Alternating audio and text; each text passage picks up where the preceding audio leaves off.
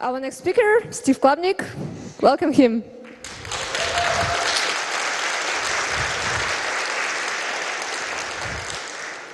Hi, everybody. I'm Steve.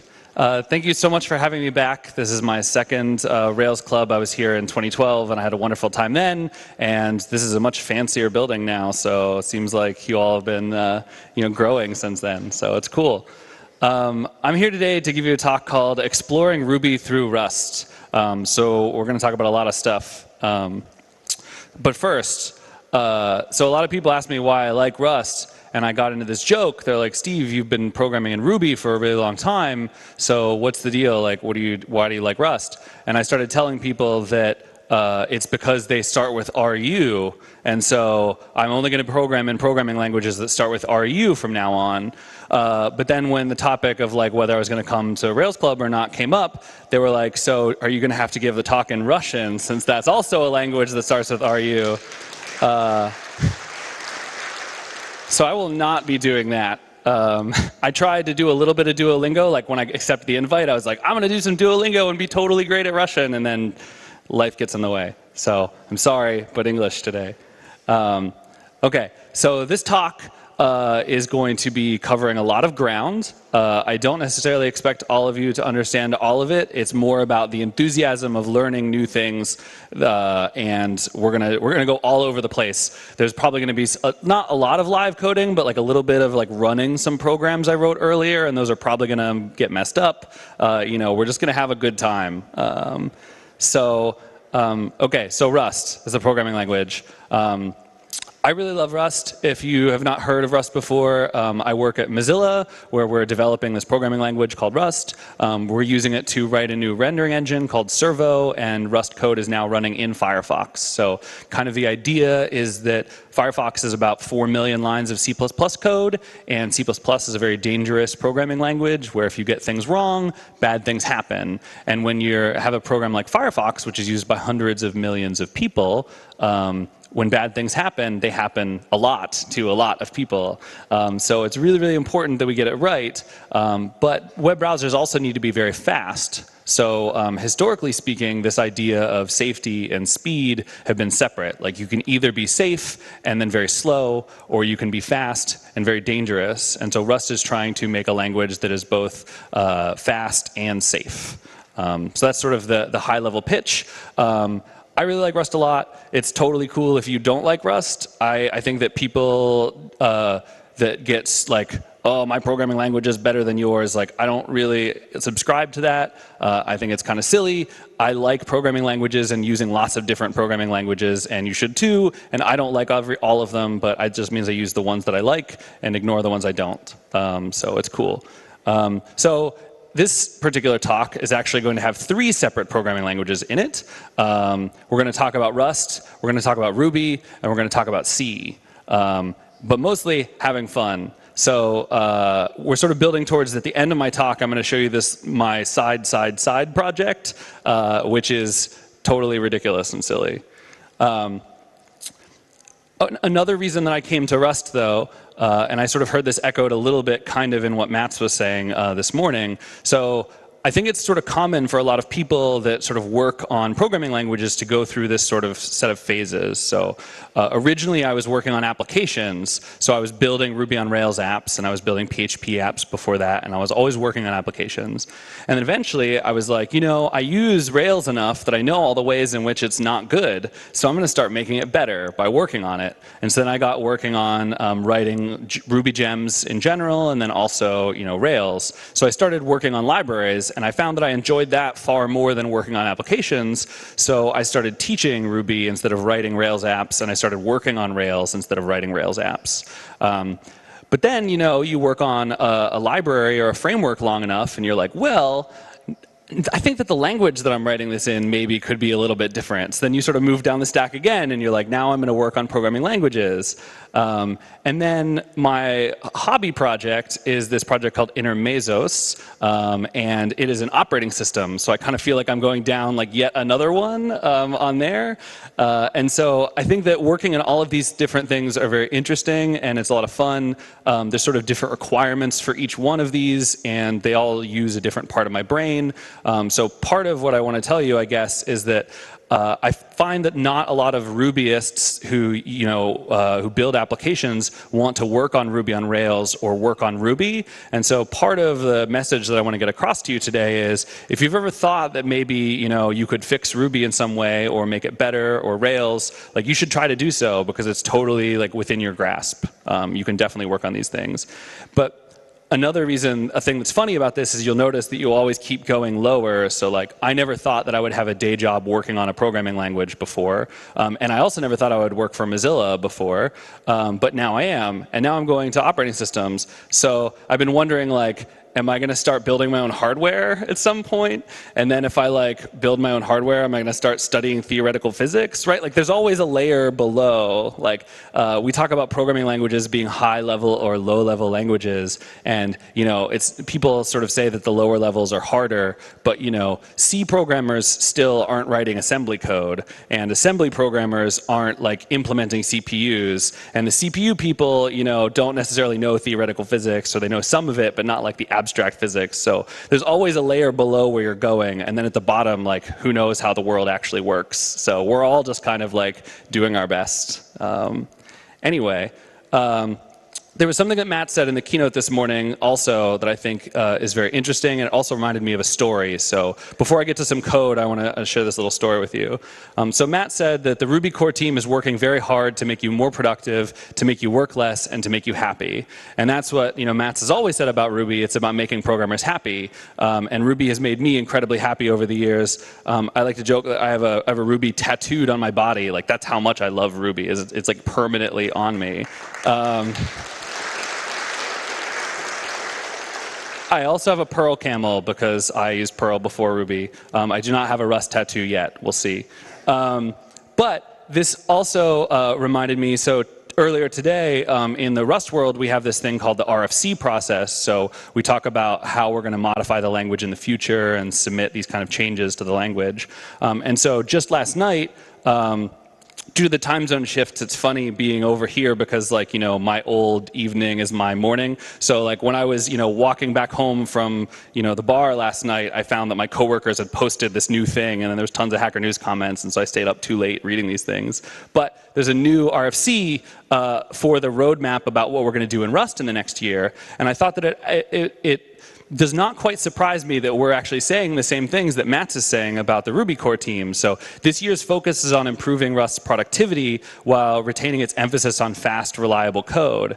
And so I think that this is one of the things that that I have to bring to Rust, is that while Rust is a low-level programming language, people that do low-level programming often think that their lives have to be terrible because low-level programming languages have often been really hard to use. And so I've tried to bring the Ruby mentality that Matt's taught us about, like, programming languages should make you happy. And I'm like, no, just because it's a programming language that's low level does not mean that it does not have to make you happy. Like, you can enjoy doing this kind of work. And so I thought it was interesting that we're sort of saying the same thing. Like, it's about productivity, and that's kind of cool. And it also reminded me, the last part of this story, a long time ago, so Akira is speaking after me, but back in 2013, I heard him give a conference talk where he talked about the etymology. So, Matsuda and Matsumoto both share this kanji from Matsu, which is where Mats comes from. And so he said, Mats and I both share the Mats in our names, so I'm also sort of a Mats, but like, please call me Akira, not Mats.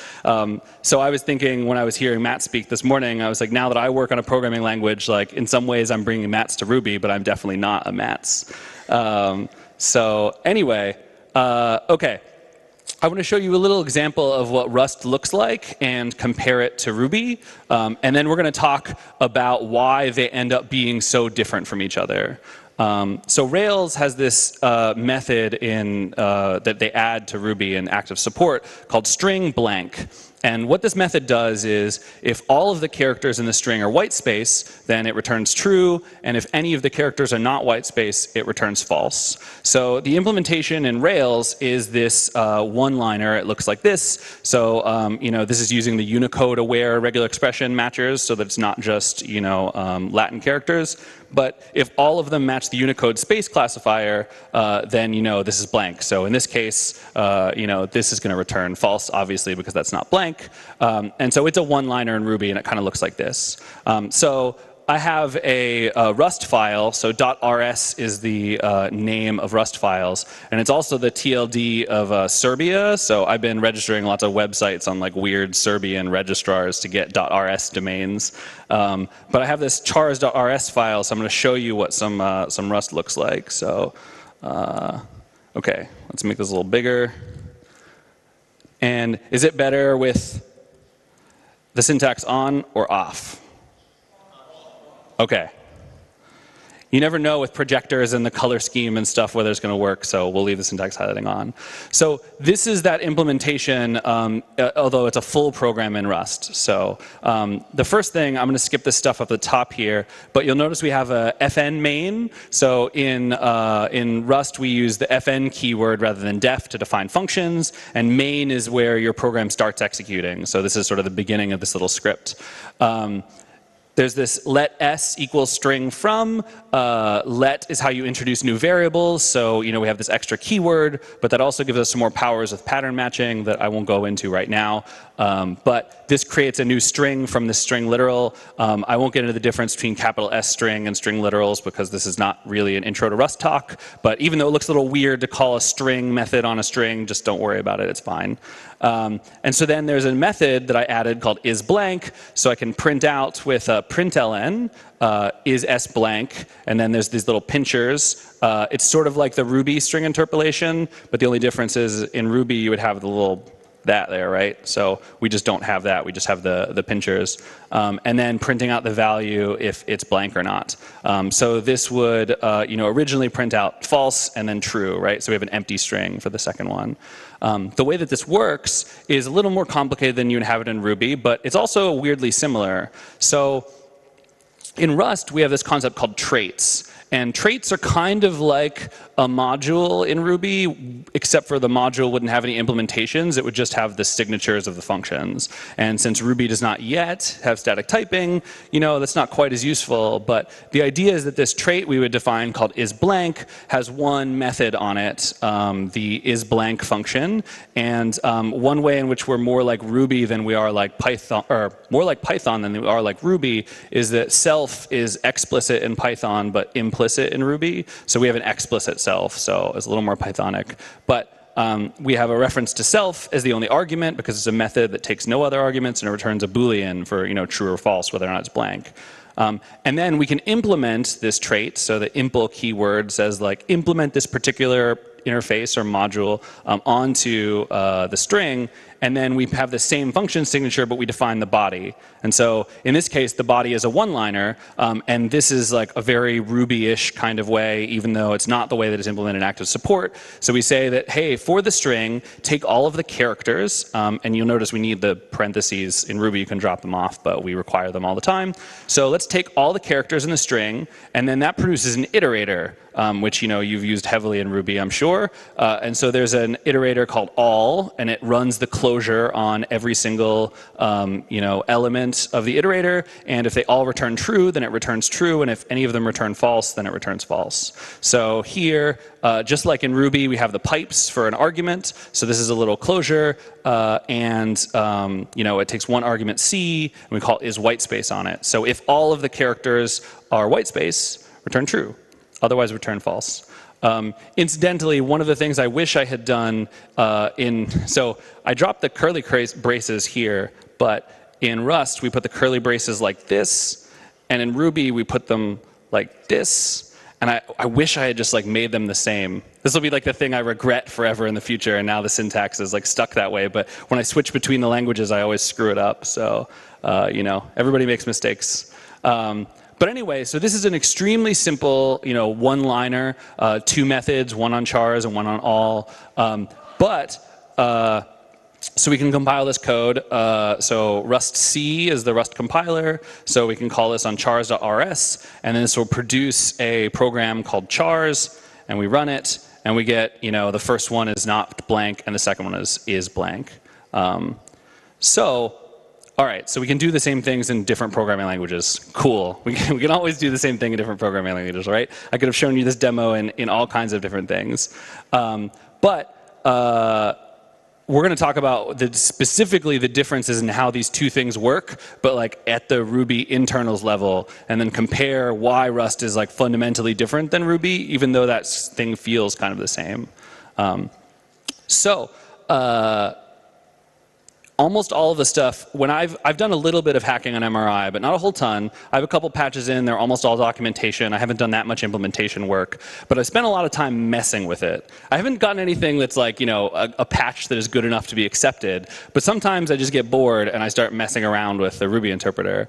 And invariably, the things you end up using are almost always in this file, include Ruby, ruby.h. And .h is a header file in C programs, so it has a lot of definitions in it, and it's used in different places. So to understand what's going on in this particular example, in the Ruby interpreter, we need to understand three different things, and that's RObject, RBasic, and value.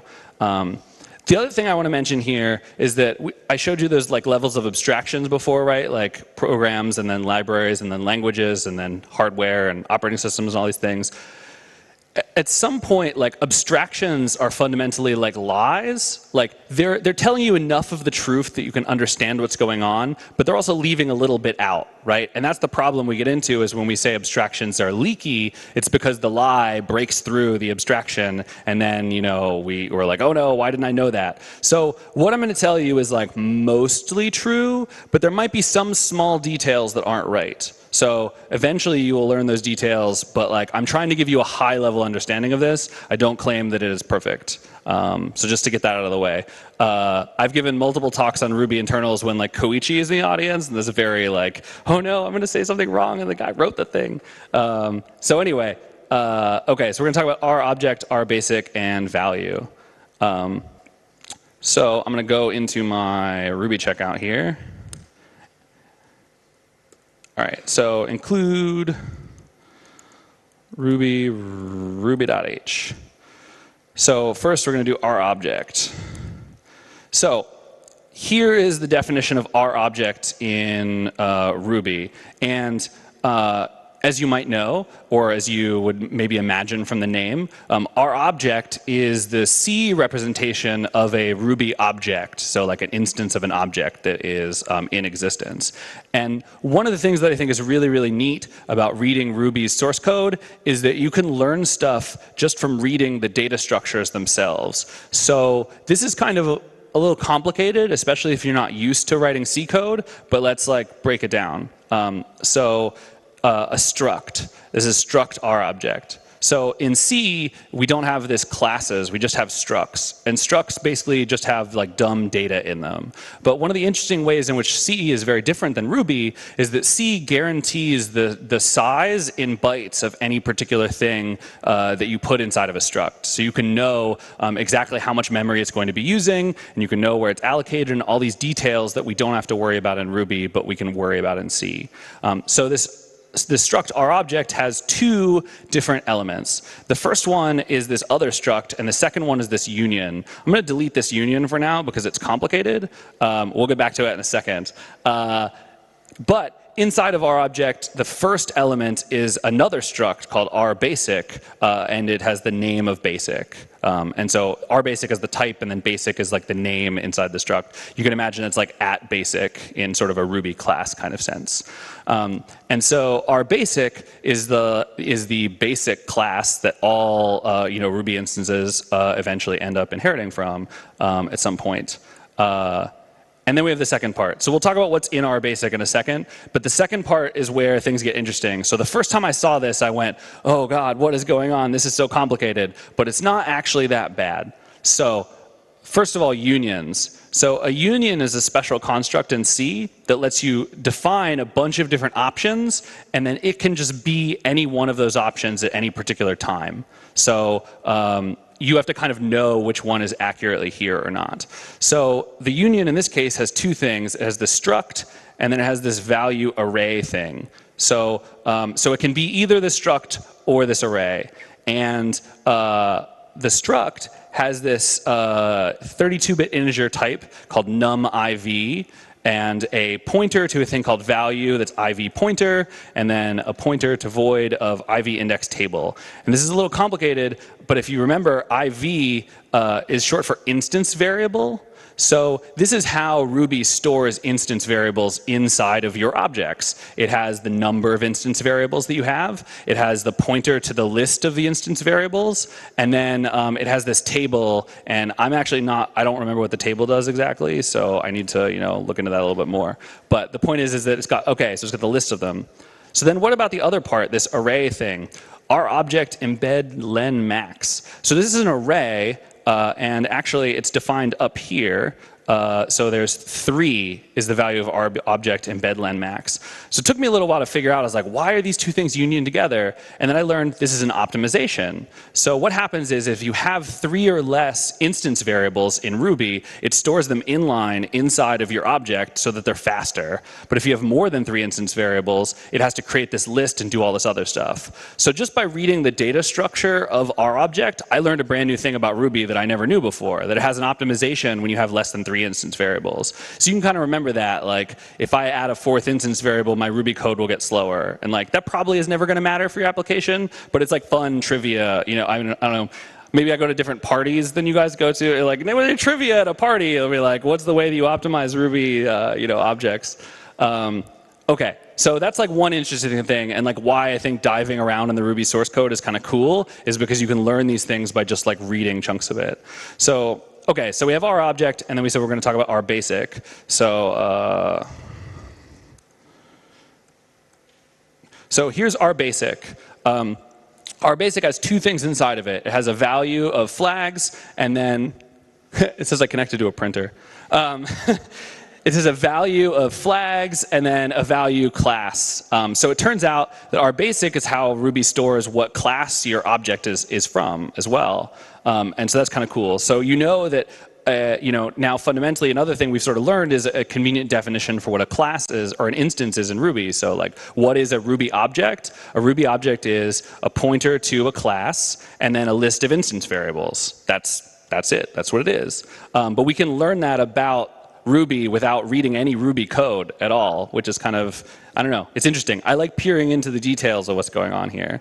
And then value is something you'll see almost everywhere. Value is kind of what Ruby calls a pointer to any sort of Ruby object, is one sort of way to think about it. And so that's because you can pass Ruby objects around. Matt's mentioned earlier the duck typing principle, right? So we don't care about what type it is. Everything is a value, and then we figure out what's going on later. Okay, so that's a whole giant pile of C code.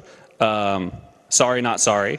But we learned a little bit about what's going on with this, like, internals of Ruby. We have these objects and our basic objects and values and all this stuff going on. So what happens when we call that string.blank method inside of Ruby? Like, how does Ruby use all of these objects?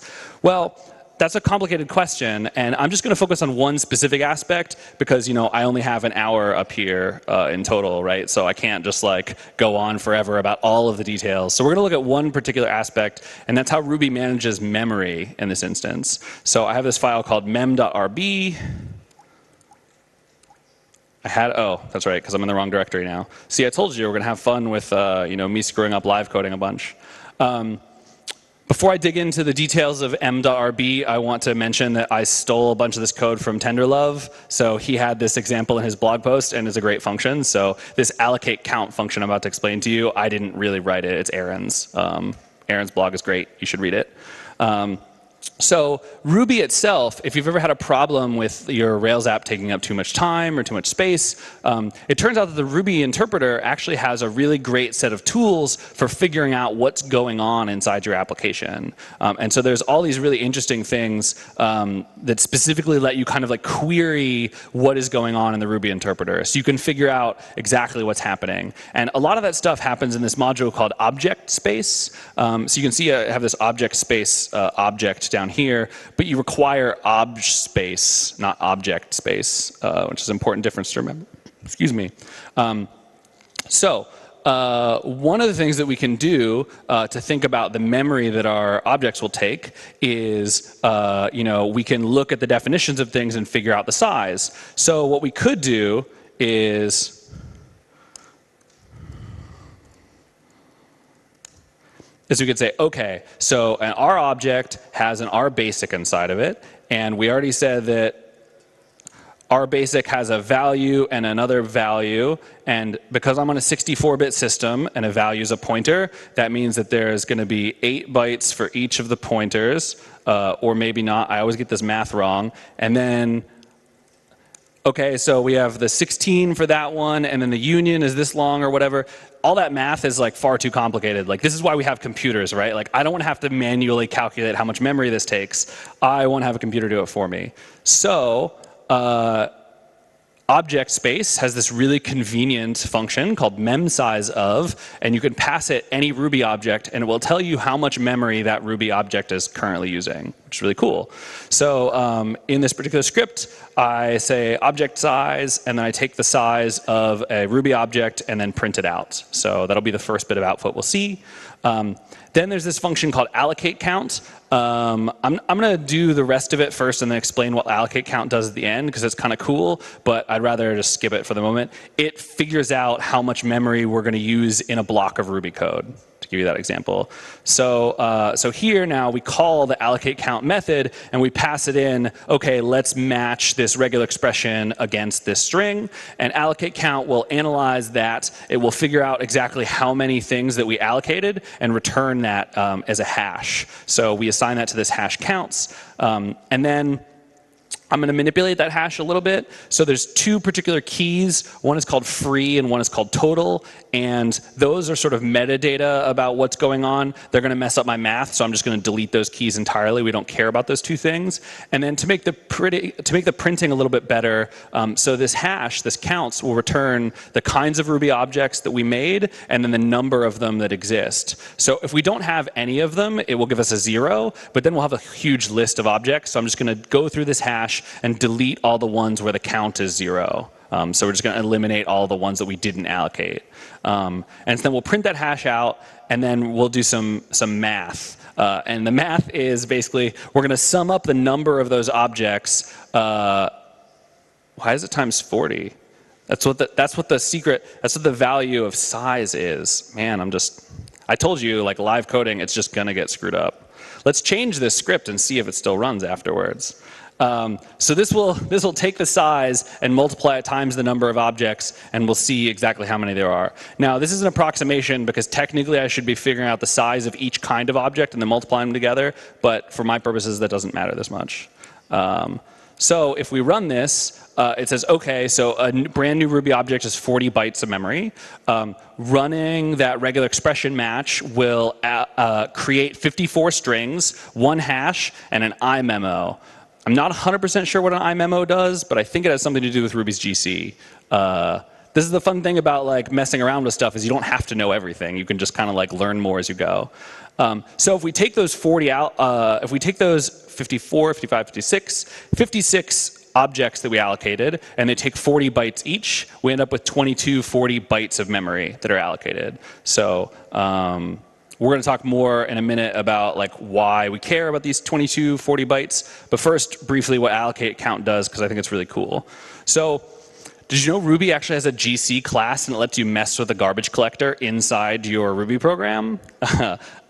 So you can call gc.disable and gc.enable to pause the garbage collector and then turn it back on again. And this is really useful when you want to do this kind of analysis. So what this allocatecount function does is it disables the garbage collection, and then it uses this count objects method to get a count of every single kind of object that is currently in the Ruby interpreter. So how many objects do we have in total? Then it calls the block of code that we gave it with yield, and then it counts the objects again into after, and then it goes through and it deletes the number before and after to give you the amount that would be generated during the run of that function. And then it turns the GC back on, and then it returns those values. So this is kind of this neat little helper function, but it also shows you how, even if you don't want to dive into the C code, you can do all kinds of poking around in the Ruby interpreter by using the object space and GC classes in Ruby. And I think that they're really underappreciated by most Ruby programmers, and they're really cool. So you should check out their documentation and like mess around with them, because I think they're really neat. OK, so we got these 2240 bytes of memory that Ruby is using whenever we do this kind of match. And that's not a lot of memory. And Ruby's using JE-malloc by default, which is a very fast memory allocator. And the garbage collector is pretty fast at allocating memory. It's got all sorts of sophisticated techniques for reusing memory, so it doesn't have to call the operating system every time. So that's not necessarily a problem. But let's talk about what happens in the Rust version. So Rust, unlike Ruby, does not have a garbage collector, and so it's more like C in the sense that it lets you control exactly how much memory all of the things that you have are using. And so what that means is that chars iterator, when we called chars on the string in Ruby, it returns the type char in Rust, which is always 4 bytes of memory. And then those go away after every iteration of the loop. So we're only using 4 bytes of memory every time we loop through with those strings. And then it turns out that the closure, because it doesn't capture any variables, it also goes away to absolutely nothing. And then inside that other function, there's also not that much more memory. So it turns out that we're actually allocating something more like 25 or 30 bytes of memory in Rust for doing the same kind of code. So what being able to reason about these things lets us do, in a more low-level language is that we can do all these optimizations by knowing, OK, we're going to use a whole lot less memory, and that means your program is going to run a whole lot faster.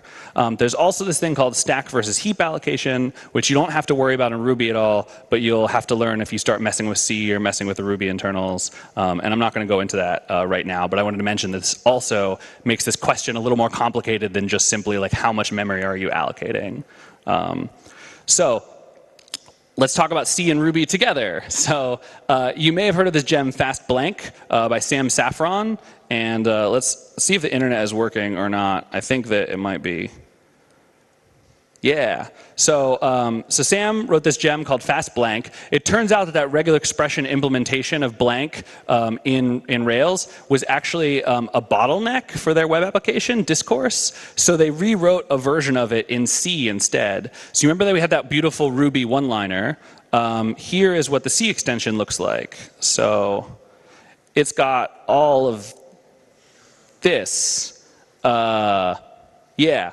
And so the reason why is all this stuff is matching all the Unicode values for the same thing that alpha thing did in Ruby. So when Matt says Ruby is about making programmers happy, the reason that Ruby makes me happy is because I can write that regular expression match instead of this giant case switch statement, right? But the thing is if you look at the the README, Sam talks about how much faster is faster, and it turns out this is 1.2 to 20 times faster than active support, depending on how the stars align and how that stuff goes together. So there is some kind of benefit for writing this in a low-level language if this is a bottleneck in your application. And part of what like the philosophy of Ruby says that computers are getting faster all the time, so we don't have to worry about how fast programs are. But sometimes we do. Like, most of the time it doesn't matter, but, maybe you want to save money on your EC2 bill, or, maybe, you can't spend any more money on your EC2 bill because your company's going to go out of business. I used to work for a startup in Silicon Valley, and I don't anymore. So, things go out of business all the time. So what's interesting is, though, I showed you about how all that, there's that big switch statement and that like 100 lines of C code. It turns out that this one-liner of Rust code is actually as fast, if not slightly faster, than that C code. So the cool thing about Rust is you get to write this code that feels more like Ruby. There's a lot more punctuation, mind you, and this is a simple example, and it does get trickier. But my point is that like the reason that I like Rust is that it brings that Ruby philosophy of happiness to low-level programming for me. So that's something I think is really cool. Yeah. Anyway, let's not tempt the internet anymore. So one of the other cool things, so C extensions in Ruby, Ruby knows how to talk to C, and what's cool is Rust can impersonate C, so you can write extensions to Ruby in Rust that pretend they're C, and then Ruby loads them and thinks it's C, and now you have a C extension written in Rust instead of in C. So this is really cool. There's a number of companies that are doing this in actual production, and it's neat stuff. So I think I have a couple minutes. Let me check my time real quick.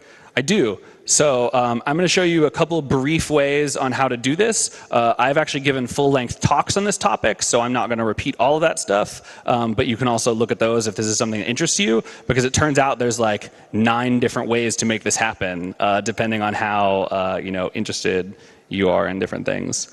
OK, so no, I forgot source.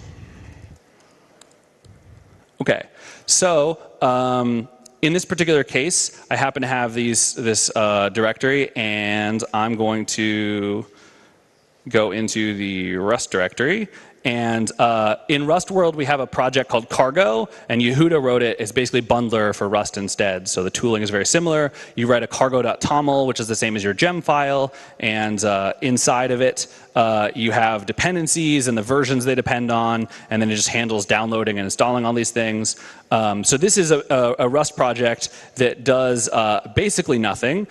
There's a bunch of really complicated this is, again, I like messing around with stuff, so I'm not going to say this is the best Rust code in the world or the most practical Rust code in the world, but here is a function called num. So in this case, we say pub extern C function to make Rust pretend that it's exposing a C function instead, and it returns a 32-bit number 5.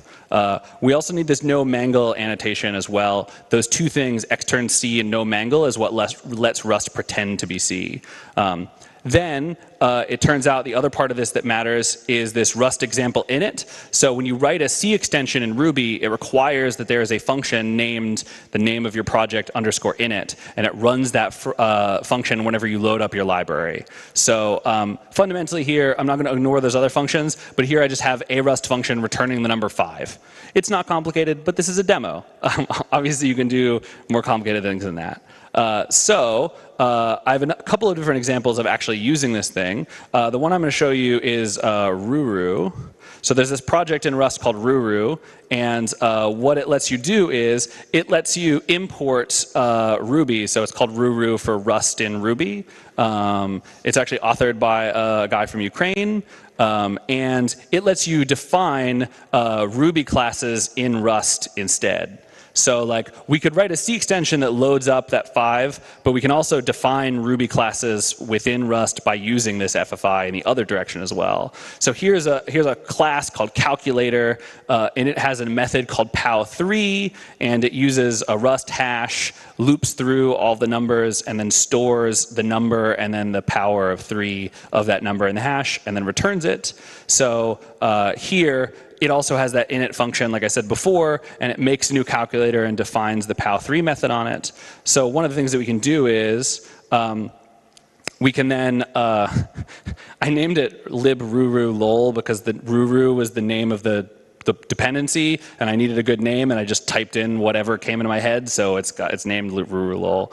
But when we require relative this Rust file, it actually will generate a Ruby class named calculator with a pow3 function. And so this is a Ruby script. I can run ruby example.rb, and it will print out 1 to 5 with these pals. So we've like defined a Ruby class entirely in Rust, and then exposed it to your to your Ruby project. So this is a really cool thing. The last one I have is this Rails example. So it's in the controllers here, welcome controller. So I have this controller in this Rails app, and it requires this Rust example project. And then it says, OK, give me a number, and puts in an instance variable. And then in the views directory, the index just prints out get a number from Rust. The number is number. And that require is in the lib directory. So there's this really, really great package in Ruby's standard library called Fiddle. And Fiddle lets you just open up C libraries inside of your Ruby code and then link them to Ruby. So this is like a totally different way than Ruru. But what this does is this loads up that first example I showed you with the 5 and binds the num method to it. And it says it takes no arguments and returns an integer. Fiddle is a very complicated library. Again, this isn't a demo about Fiddle, but you should check it out because it's really cool. And then it will call that function. So if I load up, oh, it's Rails S.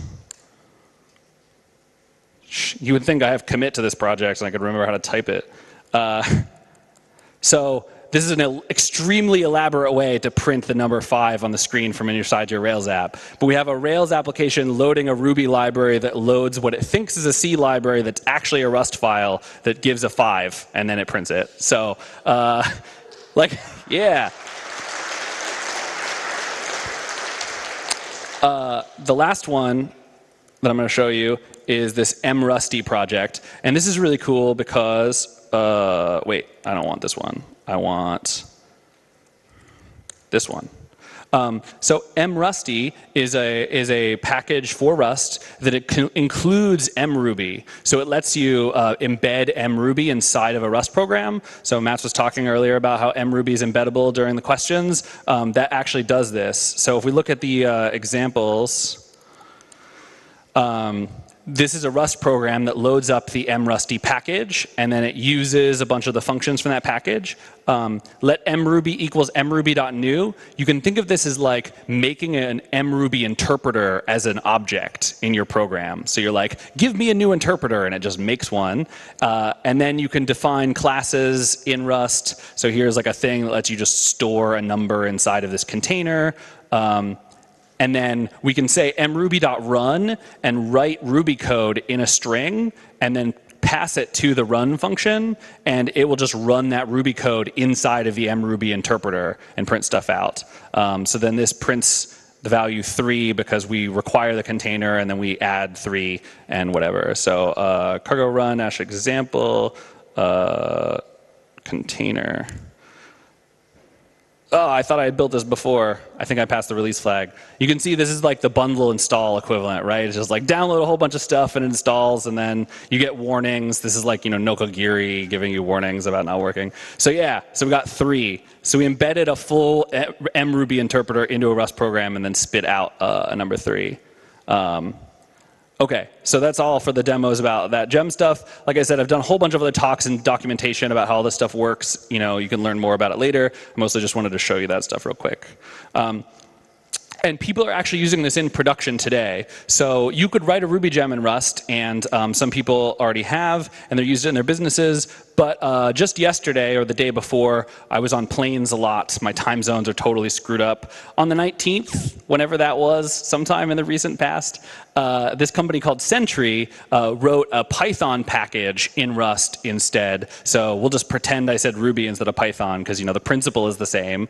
But they wrote this blog post you might want to check out called Fixing Python Performance with Rust. And what they do at Sentry is not super important, but what they were doing is they were loading up JavaScript source maps and processing them and spitting them out. And they wrote the original version in Python, and it was a little too slow, so they rewrote a version in Rust instead. And this is the graph of their CPU time on their servers as they deployed the Rust version into production. So they had all of this, you know, high-level memory usage, and then it dropped down significantly. And it was actually a significant enough drop that you can see the overall processing time for the application went down, like across the board, because it turns out those slow requests were like a lot of their significant slowness. So if you have a similar kind of heavyweight processing task that your Rails app needs to do, you could theoretically write that in Rust instead of in C. And so I think you should check that out. I know that my very first Rails app, so I started programming in Rails with Rails 2.3.5, and I learned like the first week after that it had a security vulnerability, so I upgraded to 2.3.6 right away. That was for a startup that I started a very long time ago, and I had to write a C extension to do this kind of thing in my very first Rails app. So, you know, it happens more often than you'd think. The other funny thing is after that company went under, I put it in a zip file and I saved it on a hard drive, and I haven't looked at it since. So I think I'm going to give it another like 2 or 3 years and then go look at my first ever Rails app and be like, oh God, I was so bad at Rails. What am I doing? So I have that saved as like a time capsule for me. But okay, so I said this talk wasn't going to be about serious stuff, but then I'm like, garbage collectors and look at the C code and all this stuff that's like a little more intense than maybe you were expecting.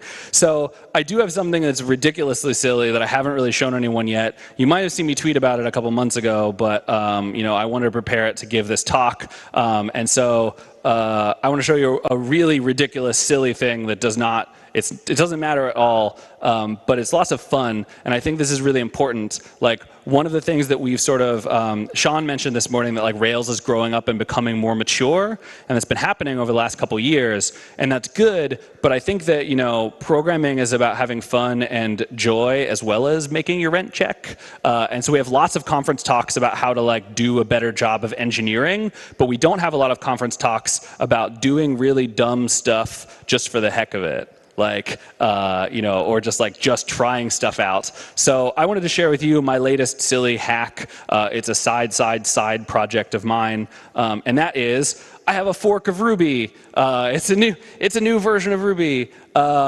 Forks. It has 4 commits, so I've clearly been working on it very hard. And let me show you what's in those 4 commits if I can remember the right key combination to make this happen. Yeah, okay. It's right here. So here's Steve's Ruby. First of all, you notice can't automatically merge. This patch is never going to go upstream. I can guarantee you that it won't ever happen. But what's cool about that is it means I can do tons of terrible things, and it's fine because no one's going to see except for I'm showing all of you. So all of this does is, so you see 592 additions, 8 deletions. So when you download Ruby, so let's go to, here's a copy of my checkout in Ruby. So it's a very common thing that you do in Unix is this, so we have this thing called makefiles, and makefiles run the compiler to build the different stuff in your program. But as things got more complicated, eventually people were like, these makefiles are getting far too complex. So what did we do? We threw more programming at it. And that's what we came up with this convention called configure. So a configure script is a script that would analyze all the stuff that's on your computer, and it would generate a makefile for you. And then you would run that makefile. So this is typing like /configure make, if you've ever seen that in Homebrew, if you've ever typed that yourself, if you've compiled programs from source.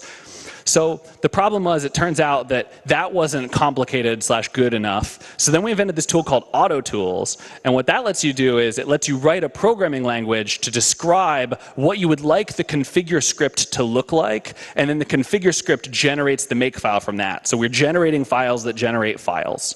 And that's really good. And Ruby uses that system. So if you want to compile Ruby, this is a fresh checkout of the Ruby interpreter. Well, I mean fresh when I started this thing, which was like a month or 2 ago. But you type autoconf, I forgot the O, autoconf, and then this will run, and it generates a /configure file, which you then run, and it checks all this stuff and prints all these things out. If you've ever like installed Linux and like felt like a hacker, you're like, oh, I totally know what's going on here. I remember being like a 14-year-old kid and like getting Linux for the first time and watching all this fly by, and I was like, yeah, I'm so good at computers, when like literally I just typed /configure. So those will go through, and this will do all this stuff, and then that generates makefiles. I'm not going to let you, oh, it finished, cool. I was like, if this isn't done in a second, I'm just going to kill it. But it generates a makefile. And so, suitably speaking, Ruby has then put the makefile into its gitignore file.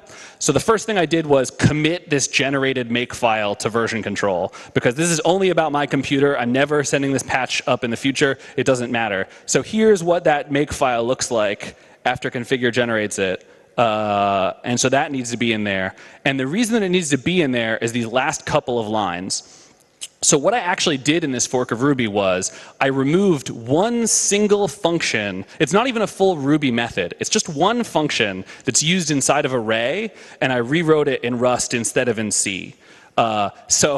So it's like the old Ruby array.c file, I now also make an array.rs file, and then I compile them together into one final thing. And because it has the same name as the way that the original array file is generated, the rest of Ruby's build system is just like, cool, I don't care, and it works. But figuring out how autoconf generates the configure file that generates the makefile was like too much work. So what I did was I just committed the makefile and I added some rules to the bottom, because like figuring out how to make it work all together was just far too much. And this is part of what I mean by like when you're doing fun, silly hacks, you don't have to worry about it. If this was a patch that I was thinking about actually sending into the Ruby interpreter for real, I would have to figure out all that mess. But because this is just for fun on weekends, I don't have to care. I can just do this terrible thing. And so first of all, what this does is it says, hey, for array.c, do nothing. So just don't compile that file. And then for array.o, which is the output file, I made a Ruby array.c and an R array.rs, because I was like, again, they both start with R. I was like, wait, I can't call one the Rust array and one the C array. So I compile the Rust array.rs file, and then I compile using the same exact line that it does to compile the original C. I compile the original C file together. And I just literally, whoop, I clicked over. I copied and pasted this from elsewhere in the make file. Like I know what this does, but like I didn't like come up with it or something. I was just like, oh, that's how it compiles the file. Yep, copy and paste that line, paste it down the bottom. It's fine. And there's a tool called LD that you can use to link two separate files together. So I link the Ruby portion that has all the real code in it, and then the Rust part that has the one function in it, and I linked them together into an array.o. And then because all the rest of the Ruby build system knows what to do with array.o, that's all I have to tweak. So, so I messed with that. And then here is the example of, it's a 3-line function. I told you this is a very trivial change. Because I just wanted to see if I could do it. So I was like, what's a small function that does something real? So inside of array, there's this function called rbmemclear.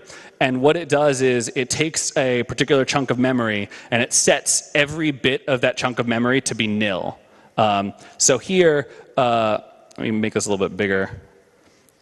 So this is some C code. You know, you have this function and it takes these two arguments, mem and size, and then while size minus minus. So this is I'm going to criticize this code slightly, but not because it is bad C code. It's because it's C code, and C code is often bad from the perspective of other languages. So this is good C code, but it uses a pattern that I think is bad. But if I was writing C, I would write this exact same code, because this is what you're supposed to write when you're writing C.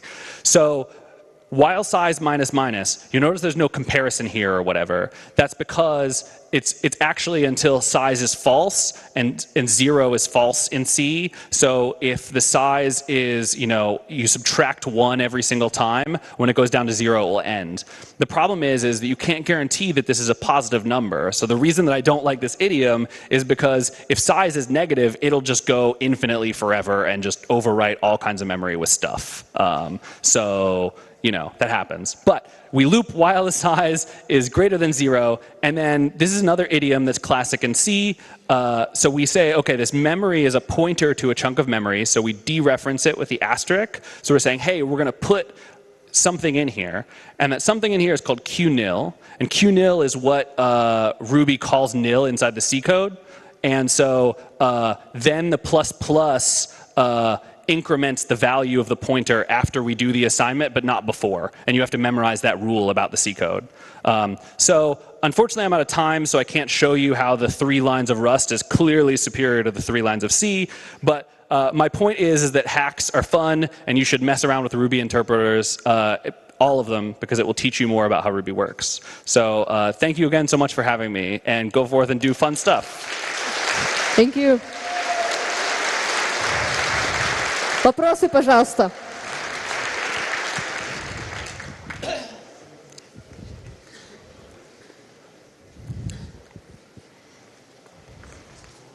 Thank you so much.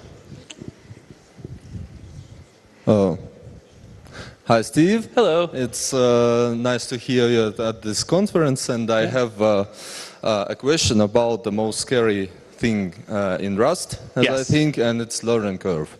So, what do you recommend to newbies, step by step? What concepts of Rust you should learn step by step to be a successful Rustist and live without that annoying idea to kill yourself every evening?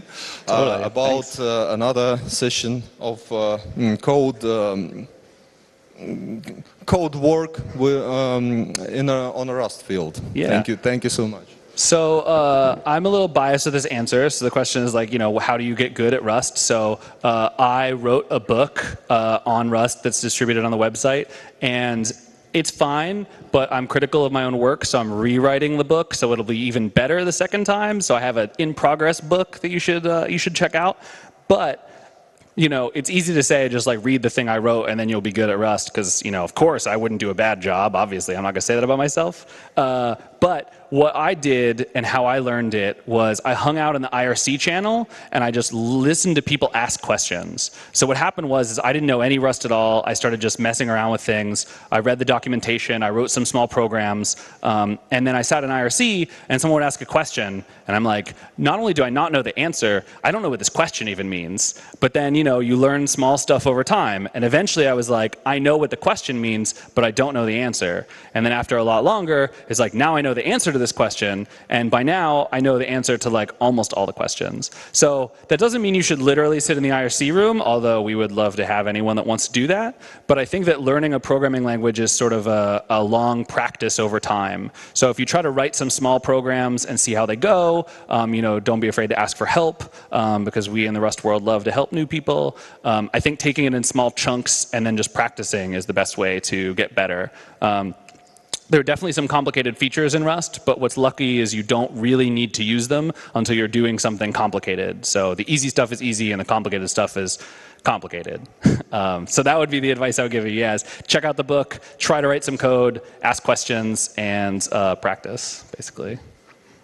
One more question. One more. Hi, I'm here. Hello. When you show us Rust example, there is a function that called isWhitespace. Yes. Can you explain what it does in Rust? Yeah, so we have it built into the standard library, and it does the same sort of thing that that C code did with the big giant switch case. It's just implemented for you already. It's not the exact same code because we, instead of hard coding the numbers, we look up in the Unicode tables what the white space names of the Unicode stuff is, but it implements basically the same thing. It just happens to be in the standard library because all Rust strings are UTF-8, and so we have a bunch of Unicode stuff built in because by starting a new programming language, we're lucky enough to just say everything is UTF-8 and not have to worry. If you remember the Ruby 1.8 to 1.9 transition, it was like really complicated, right? So, but that's what it does. It's the same thing as the regular expression or the switch case does. Oh, okay. And where can we see its lines? I will tweet a link to it, but they're actually on my GitHub as like I was pushing to them earlier this morning. So you'll see the like new activity if you just look at my GitHub. Thank you. Thanks so much, everyone. I think. Oh, you got one more, or is it? All right, last one. Oh, thank you, Steve, for your presentation. That really was great about hacks using Rust, but I have a question about, we have a really huge field, programming field. For example, if you do data science, you may probably use Python. If you do, for example, game dev, probably you use C++. And the main question for me is, what's field one took the Rust? I mean, one took, the Rust. So I think that there's two answers to that question. I'll keep it brief. The first one is wherever you would use C or C++, those fields are what we're trying to get into. So the game development community has good things. Anything that needs sort of speed, high performance computing. There's actually 3 programming languages written in Rust now. But the thing that we're focusing on trying to make better right now is actually Rust on the server, so web frameworks in Rust. The first Rust conference was a couple weeks ago, and there was a keynote talk about the new asynchronous I/O that we're getting in Rust. And the web server we built with it is the fastest web server in the benchmark that we ran, period, of any programming language. So we think that really high performance web stuff might be a future where Rust finds a niche. And you know, as web applications grow, you need better performance. So pretty much, yeah, where performance matters is usually, I think, where we're going with Rust. Cool. Steve, thank you. Thanks.